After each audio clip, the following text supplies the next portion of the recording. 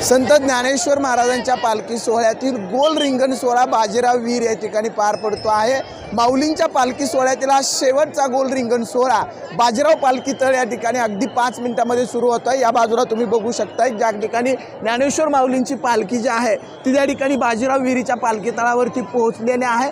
जे पताकधारी आहेत ते त्या ठिकाणी पोहोचलेले आहेत आणि अगदी 5 मिनिटांमध्ये हा रिंगण सोहळा सुरू होतो आहे। हा रिंगण सोहळा नयनरम्य असा रिंगण सोहळा पाहण्यासाठी आपण बघताय या बाजीराव वीर पालखी तळावरती त्या ठिकाणी भक्तांचा महापूर त्या ठिकाणी आलेला आहे।